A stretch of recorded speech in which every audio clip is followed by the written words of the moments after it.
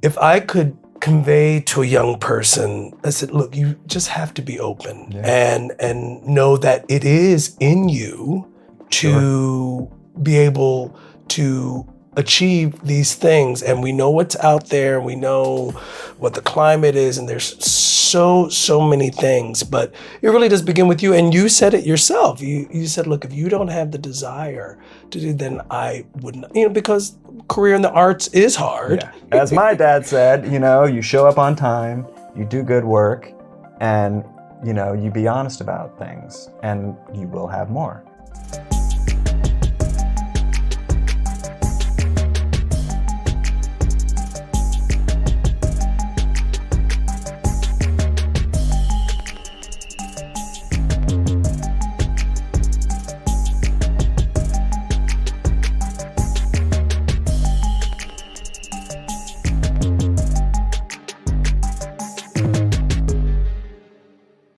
Hello, my name is Darius de Haas, and I am a proud founding member of Black Theater United.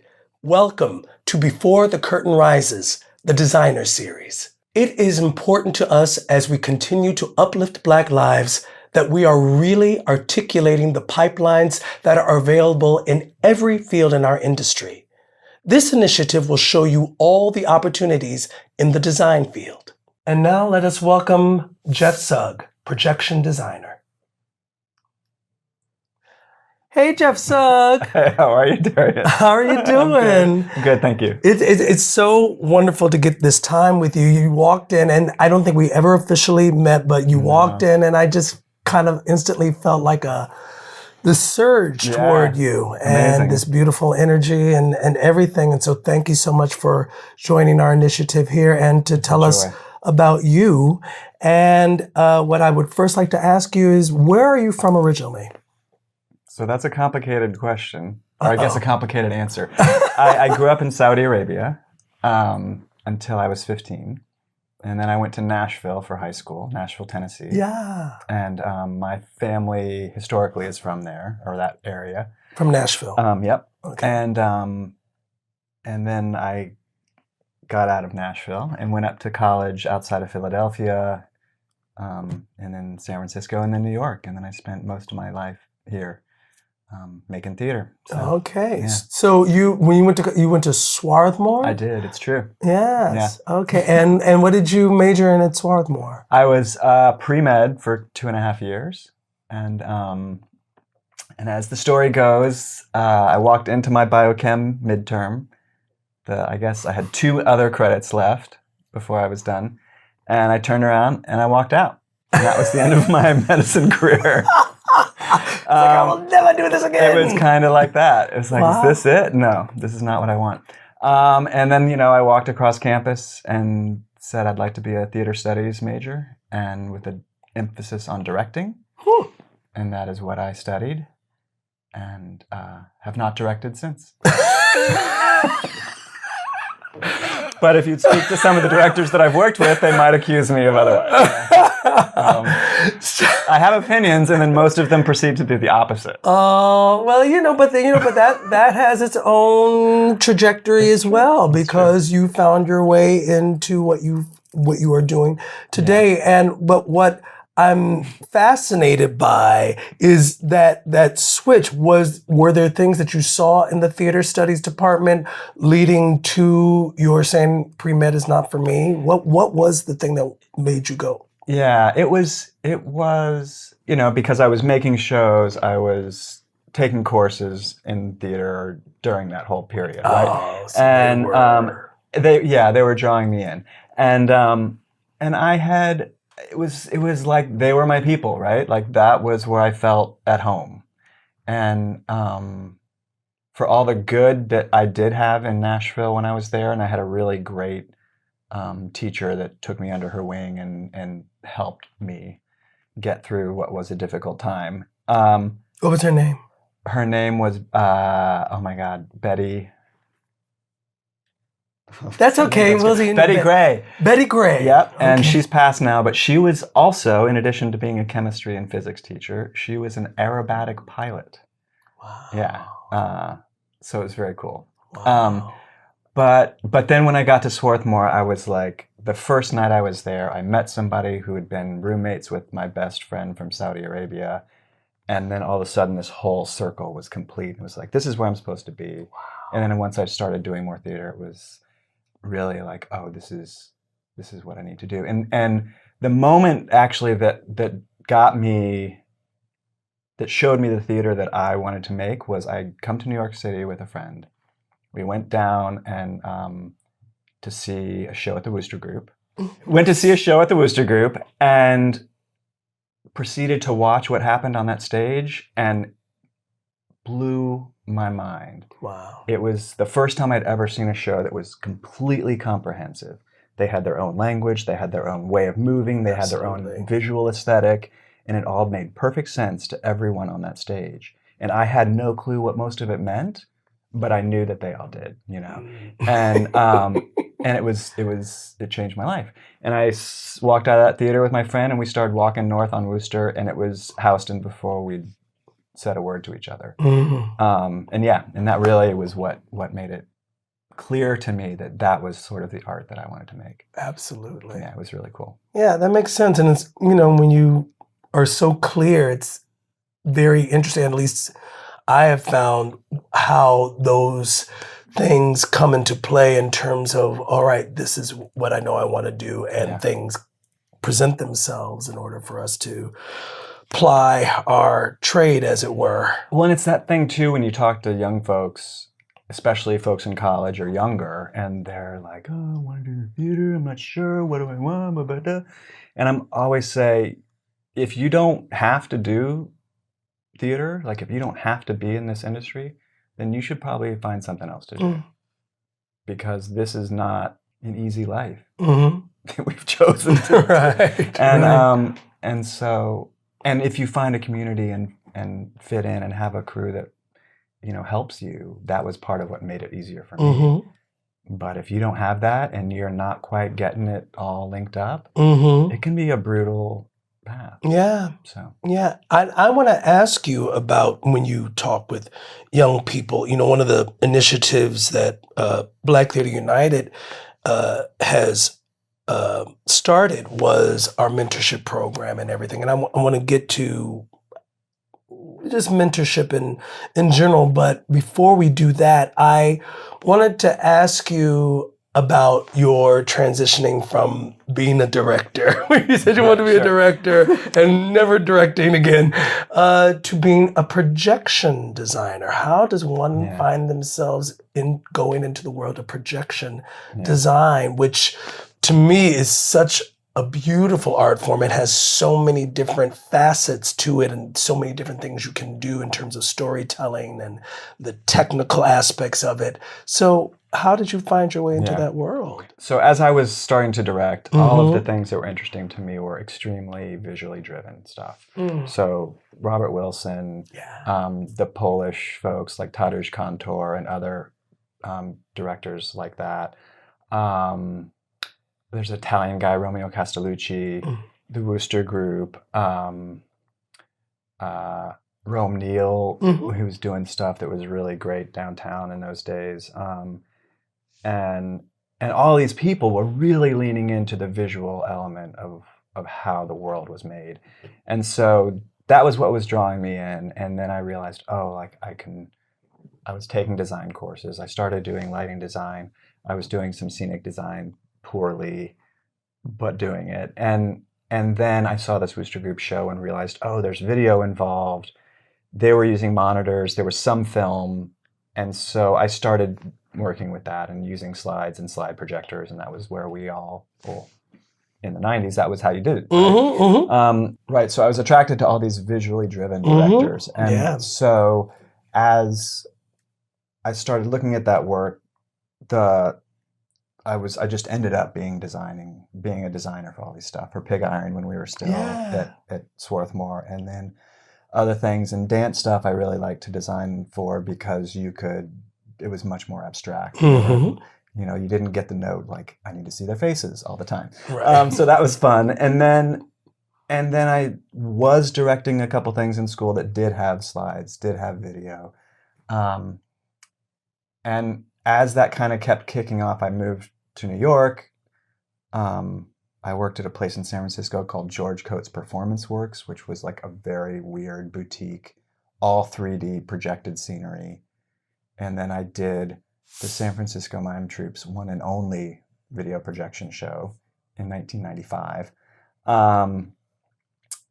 And anyway, so it was I was just kind of poking into that because it was this place that used light and optics, but was image and narrative. And what I really hooked into was this idea that you could create an alternative story, right? So it would be a story that runs parallel to the text, whether or not that's a narrative text or just a poetry text or whatever. But it was like, you can have another whole set of guidelines and pathways that are in parallel to that. And that was really exciting to me. Yeah.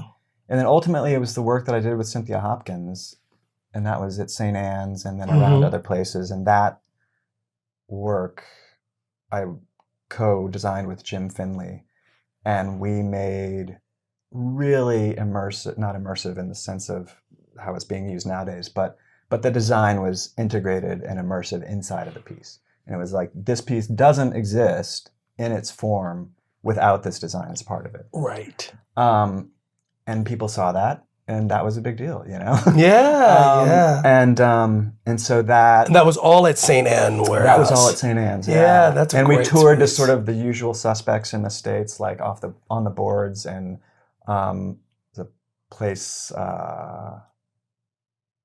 I don't know, in San Francisco, Yerba Buena, but like these sort of weird arty theaters. And so those shows did really well for us as our capacity to tour them, but also just like people seeing our work and realizing, oh, they're doing something that's unique in some way.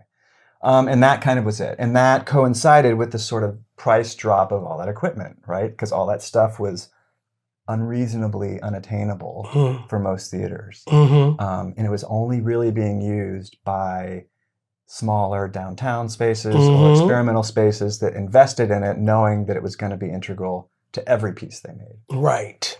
So that kind of, I don't know if Moises saw it or not, but his assistant definitely saw it. I think sent him to St. Anne's to see that, and that got me in the door with him. We did 33 variations, sure. And that was my first Broadway show. It was also the first time I went out and did, the out of towns at big regionals. Yeah. So it was kind of like I had been not even like below 14th, like below Houston for 10 years in this town. And then kind of that opened all of these doors. Yeah. But how wonderful you got to really, again, like I sound like a broken record, ply your trade in all these unique, very specific off-Broadway, off-Broadway, regional space, whether it's San Francisco or, off-Broadway, St. Anne, Wooster Group, whatever. And that being able to go to the more commercial, was that a hard transition for you? The hardest thing was, yes, going from these downtown spaces where people were used to having technology in the room during rehearsals and things being a little more collaborative. Straight up, like more cooks in the kitchen, for better or worse. Absolutely. And it having to have that be an essential part of the storytelling. Totally. And to this commercial world in which it was really like, okay, now we've got the schedule and your stuff doesn't come in the door until now. And so part of what made that more successful for me was when Moises and I started working on 33 Variations, I said, this is how I work. I know you've got these workshops set up to make your piece, and I know you actually work in a similar way. So I would like to be a part of as many of these as I can. And so we did that, and it showed in the work, right? Perfect. Like, it was so much better, and it was great for the show, it was great for our relationship, and it was great for my work being seen for the first time on Broadway, So that was really wonderful. And then as I kind of continued to work in the commercial world, it just sort of like, I just got better at it, right? And started to understand more how to have those relationships in a different context and talk to the scenic designer and the director earlier on and try to show stuff. And it was hard because I felt for many, many years that in those initial conversations with those people, I needed to be coming with complete ideas. And it was hard for me to realize that those initial conversations with the director were the same as my collaborative sessions downtown. And then I could come with half-baked stuff, and I needed to share, not keep until it was perfect. So it was a big shift for me to be like, here's it all on the table. It's dirty, it's messy, point at something you like, you know? Yeah. So, and over the last, however many years, I feel like I've gotten much better at that. Yeah. And I've gotten very good at coming with like, here's ABC. Let's see what sticks, and that one's good. Okay, we'll make that better now. But it was a little bit of a scary moment. Sure. Like, ooh, yeah, absolutely. And I don't know how y'all do your thing. I'm used to doing something, but it feels really different. Yeah. Do you feel now, though, that you jumped over the threshold of that, so to speak, and how the leaps in the notoriety, if as it were, of projection design has become this thing on Broadway? Yeah. Do you kind of look at that and kind of go, wow, all right, I remember when we were really trying to sort of piecemeal this together, and now look at what this is brought together. And of course, you've been able to subsequently work on so many other productions, Tina and so on. And what do you think of now I mean, it's impressive, the rate of change, right? Yeah. It's been really great. And what I think is good about it, you mentioned just before, like how there's the technology side and the art side. And I think those of us that are drawn to projection design are kind of like arty nerds, There's a bit of us that are really into the gear, but we also want to make the pictures and stuff like that. And so I think it's a nice merge for that kind of artist who feels a little out of place in some of those other realms. Right? And it's an incredible art. I think for me, I really lean into it as a whole additional expression on top of the piece. I get a little frustrated when it's just thought of as a place setting backdrop. But that's, those are my aesthetic proclivities. It's not better or worse. It's just how it is. Yeah. But the amount of work that's out there now is great. And frankly, the scope of designers that are out there is really increased, and that's amazing. The number of people that are on Broadway these days is really wonderful. Absolutely. Whereas it wasn't that many different people before. Yeah.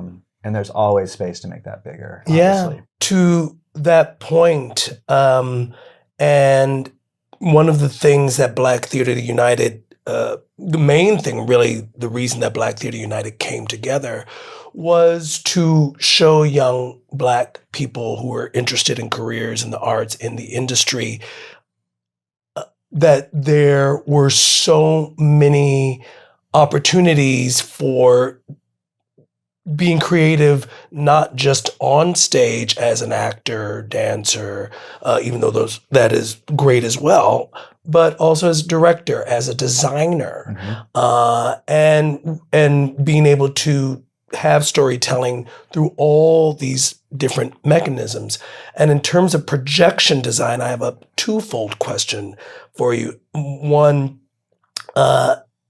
is there a degree now that people can actually go and study projection design? Yes. I mean, yes, and there wasn't, there wasn't. Yeah. It wasn't even a possibility. Yeah. I taught my one experience of teaching a full course at Swarthmore. They brought me back to teach a multimedia design course. I bet you were fun. It was crazy. Those kids did not know what they were getting into. And by the end, they enjoyed themselves. But it was definitely, I had to go out and seek. And now there are programs. I don't know so much about undergrad programs, but there's definitely grad schools that do it.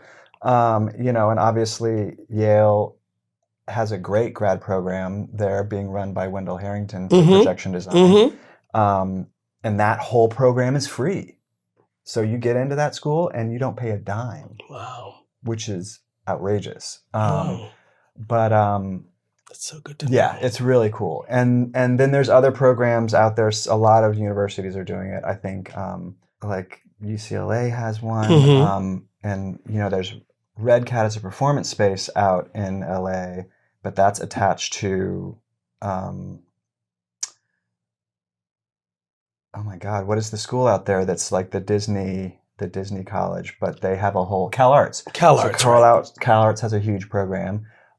Brooklyn College has like a weird multimedia art program Mhm. that's more based in the fine arts kind of category, but it's about technology and arts and like installation stuff Sure, and sensors sure. and all that kind of stuff. So all of these programs are out there that were just not even That didn't possible even back exist then, at the time. And that's, I think, part of what we've been talking about Mhm. with Black Theater United, like getting those resources all in one place. Absolutely. And then when I do talk to young folks, it's like, well, if you think this is something that you want, then go find those programs and look Yeah. out there. And because they're grad schools, a lot of them do have financial help. Mhm. And it's really hard to leave school with immense amounts of debt. And I Mhm. will be very clear, I did not, and I'm so grateful for that. But I watched all of my friends, or a lot of my friends, struggle with that. Sure, sure. And it's a bummer. Yeah. And it's a horrible word for that Yeah. particular thing, but it's really rough. No, but it's because it changes the true. way you take work. Absolutely, but I think also in the bigger picture and in terms of what you said in terms of Yale and some of these other programs, that young people who would lean in the direction of, well, I want to be able to have storytelling on stage or in concert halls, as you've worked with in TV as well, and all these different things, that those are options and that there are ways in which one can attain that. As far as helping people understand what these things are, Mm-hmm. jobs are, what these positions are, you talk about the designers and then the stagehands and then the props makers, and then it's just like the wig makers, the wig designers, the hair. It's like outrageous the scope of talent that is involved in making a show. And you get to a Broadway theater and you go into a tech there, and everybody that I know that's walked into a Broadway tech who has never been in one is like, what are all these people doing? And why are they here? And they can't all be doing something, but it turns out they are, actually. And so it's so great when, and I know that many of us do, but I try to answer every email that somebody sends. Like, I'm a young person looking into the theater and can I come see a tech, and I always try to get them in the room because it's the room that speaks, right? Like, Yes. They can talk to me, they can whatever, they can watch a YouTube video. But once you get into that magical space and the lights are off and you're at a tech table and then you're kind of hooked, and it is beautiful to see that happen because people don't even understand that happens, like to describe a tech table to someone and say, I spend most of my working life at a piece of plywood that's like stuck over some seats in a Broadway theater, sitting on a yoga ball, like people, that seems ridiculous, and it is, but that's what we do, So it's great to like get people in there and say, hey, this is what it's like. Absolutely. And to show them it's like, and this is, something for you as well, for you to consider. And, it's all essential to the storytelling, particularly in what you have conveyed in this interview, and the way in which you came into it. And what I also glean from it is that you had, sort of these angels in a sense along the way that, just helped you find your way into it because you were open. Yeah. You were open, and you definitely said, this is something that I want to do, even if I can't fully define it in the beginning. This is what I want to do. That's the, if I could convey to a young person, I said, look, you just have to be open and know that it is in you to be able to achieve these things, and we know what's out there, we know what the climate is, and there's so many things, but it really does begin with you. And you said it yourself. You said, look, if you don't have the desire to do, then I wouldn't, because career in the arts is hard. But when you are in that creative thing, whether it is an off-Broadway, whether it is I think of Here Space that I worked at. So many, little Here Space. But those experiences, are like nothing else in the world. And talking to designers like you, who had this cumulative experience from all these different places, it's invaluable. It's invaluable. And I feel like, now that I can walk into a Broadway theater and do my job very well, and I don't feel out of place. And there's several things in that I've learned that have helped me do that. And one of it is having a team and managing a team, and being able to trust that you surround yourself with people that can do good work and that will do it, and trust them to do it, and when I was younger, you asked about coming into that more commercial space. I don't know if I had the capacity to really trust others, and a lot of that had to do with just me and my inability to explain what I wanted, So I couldn't have run that team of 6-7 people that I do now. But I feel very confident in that room. And part of it is that sort of, like my dad, I remember him 30 years ago, was like, I don't understand what you do. But as my dad said, you show up on time, you do good work, and you be honest about things, and you will have more. And that's proven to be the case, and like, I know I introduce myself to the doorman, I introduce myself to the ushers, I know the people that clean the theater and the one that I'm working in, and that's, to me, an essential part of understanding that it's not just me that's making this, it's every single one of us. And everybody's important, it's a super big deal to be in that environment and in that community. And the more that we make everyone remember that it's a community, the more successful it is. Absolutely. I hear constantly when I have this conversation with people about what got you in, and it's like seeing someone on stage that looked like me. And I think part of it for me, and that's for performers, obviously, because that's who's on stage, but it's like so important for me to have young folk come into the theater tech space and see stagehands that look like them, and see designers that look like them, and animators that look like them, and programmers that look like them, and ushers, and everybody, because like we're all in this together. And increasing diversity on the stage is obviously of vital importance, but for me and my profession, that has to like come outside of those four walls too, and be the whole room. Because you have a stage full of people of color and they look off stage and all they see is white folk in the wings. Like, that's an unfortunate and frankly intimidating situation. That's not how this theater needs to be. So anyway. Well, that's how, and but you bring up a really salient point. I'm so glad you said it, because I think because of that thing that we see, where you see performers, maybe you go see a black show at the time, because I remember seeing The Wiz when I was a little boy, and all the ushers and everything, they were all white, and all the production people, but then you see this beautiful black company on stage.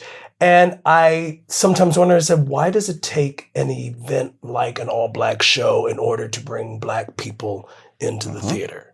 What is it that makes it think like, well, this separates us from the, because this isn't for us.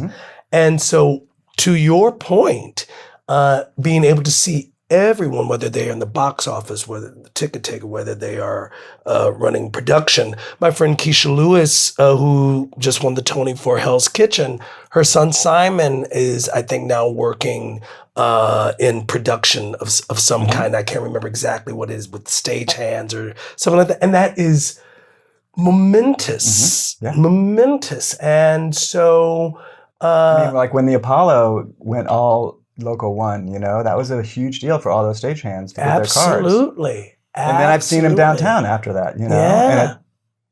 And yeah. it's no coincidence that that's how that worked. So it's important. It is. It's very, very important. And I cannot thank you enough for everything that you have given and for giving us insight into how you came to do what you do and how you continue to awe us with your brilliance, because 33 Variations was beautiful. It was beautiful. And all of the shows that you have done, Tina, every it's just marvelous. So thank you for joining us, Jeff Sugg. It's an absolute pleasure. Yes. Yeah. More Yes, to come. more to come. More to come. Thank you. Mm-hmm. Thank you. Be sure to subscribe to our YouTube channel and visit our website at blacktheaterunited.com.